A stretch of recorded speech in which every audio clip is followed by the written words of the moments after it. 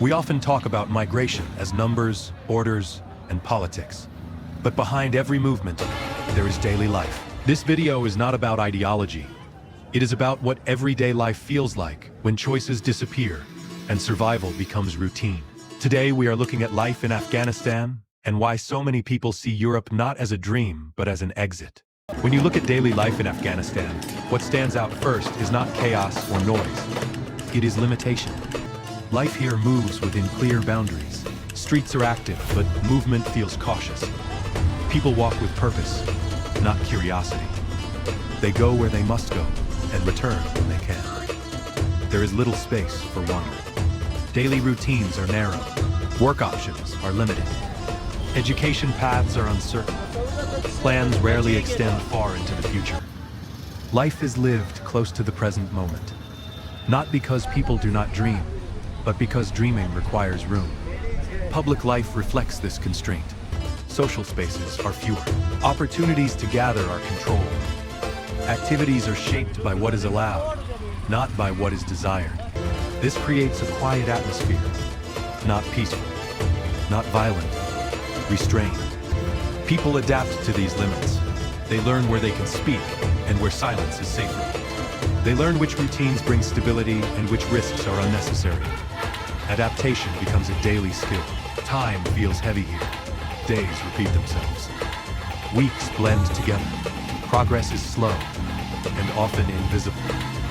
People wait, not always for something specific, but for change. This waiting shapes behavior. Energy is conserved. Expectations are lowered. Small certainties become valuable. A stable routine, a predictable outcome, a safe return home. For young people especially, these limits feel tighter. Choices are few. Paths are narrow. Life decisions are delayed not by hesitation, but by circumstance. This does not mean people are passive. They are resilient. They maintain family bonds. They protect routines.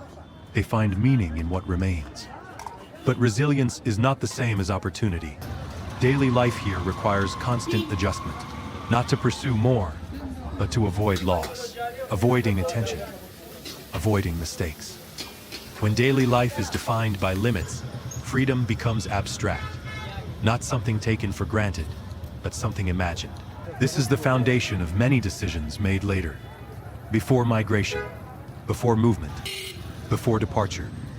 It starts here, in daily life, shaped by boundaries, where staying does not always feel like a choice, but like a condition. In daily life, shaped by limits, the next feeling that appears is waiting, not patience.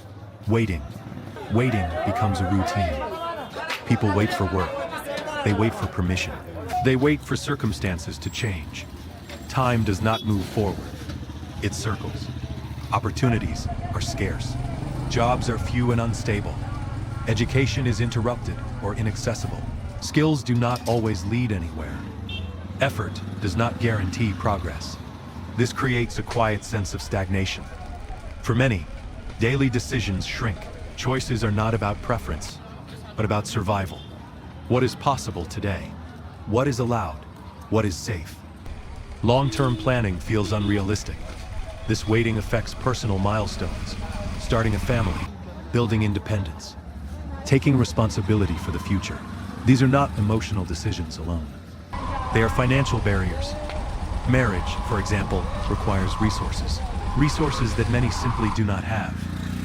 When income is unstable and opportunities are limited, even life's most basic steps are postponed. Life itself is delayed.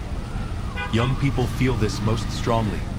They are ready to move forward, but the path is blocked. Education does not open doors. Work does not create security. Waiting replaces momentum. This waiting changes behavior. People become cautious.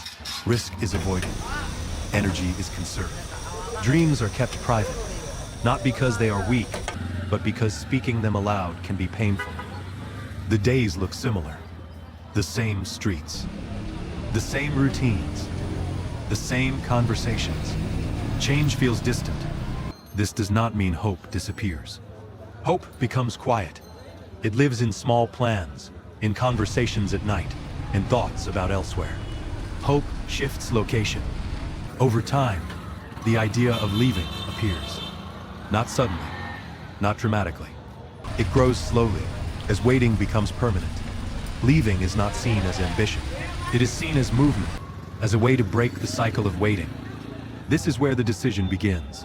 Not at borders, not in politics, but in daily life where choices are few. Waiting is endless, and staying means standing still. From here, the question changes. It is no longer, why would someone leave? It becomes, where can life start moving again? When people talk about Europe in Afghanistan, they rarely talk about luxury, they talk about movement. Europe is not imagined as a perfect place. It is imagined as a place where life continues, where effort connects to outcome, where waiting has an end. For many, Europe represents structure, work that leads somewhere, education that opens doors, rules that are clear, even if strict. Why? This clarity matters. When daily life is uncertain, predictability feels valuable. Europe is also associated with time, time that moves forward, time that rewards consistency. People believe that if they work, if they learn, if they follow the rules, life responds. This belief alone is powerful. Safety plays a role, but not in a dramatic way. It is not about headlines or extremes. It is about ordinary safety, being able to plan tomorrow, being able to walk without hesitation, being able to build routines without interruption. Another factor is dignity. In many conversations, Europe is described not as freedom, but as normal life, a place where basic milestones feel reachable. Work, family, stability, not exceptional success, just progress. Information shapes this perception. Stories circulate, photos are shared, messages arrive from those who left.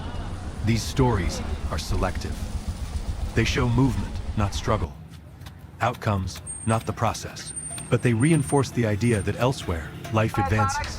This creates contrast. Staying feels like waiting. Leaving feels like motion. Europe becomes a symbol, not of escape, but of possibility. It is important to understand this clearly. People are not comparing cultures. They are comparing trajectories. One feels closed, the other feels open. Europe is not chosen because it is easy.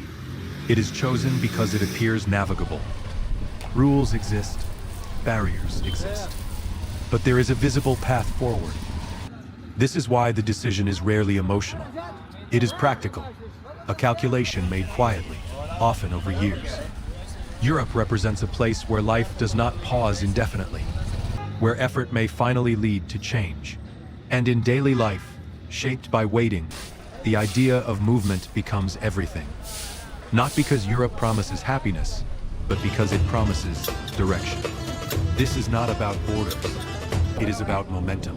And when staying means standing still, any place that allows movement begins to look like an exit. At this point, one misunderstanding needs to be addressed. What happens next is often described as escape. But for many people, that word does not fit. They are not running from something dramatic. They are moving away from stillness, from lives that no longer progress. The decision to leave is rarely sudden. It grows slowly. Years of waiting, years of postponed plans, years of life standing in place. Movement begins as an idea, not an act. People do not leave because they want more. They leave because they want continuity.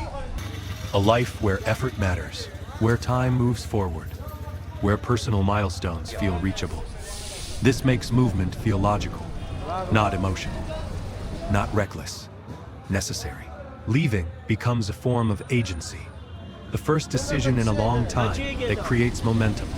It is not about rejecting home. It is about choosing motion over permanence. Of course, movement carries risk, uncertainty, separation, loss. These are not ignored, but staying carries its own cost. A quieter one, a cost measured in time that never changes. This is why people accept uncertainty elsewhere, because uncertainty with direction feels more livable than certainty without progress. It is important to understand this distinction. People are not chasing ideals. They are restoring sequence, education, work, family, future. steps that follow one another instead of stopping midway. From the outside, movement looks like departure. From the inside, it feels like continuation. This video is not about blame, not about borders, not about politics. It is about daily life and what happens when life no longer moves. When choices shrink, movement becomes meaning. And when staying means standing still, movement stops being escape. It becomes direction. That is where many journeys begin, not in desperation, but in the quiet decision to let life move again. This is not about borders. It is about daily life and what happens when staying means standing still. This is not judgment, just observation. If you enjoy real-life comparisons like this, subscribe for more.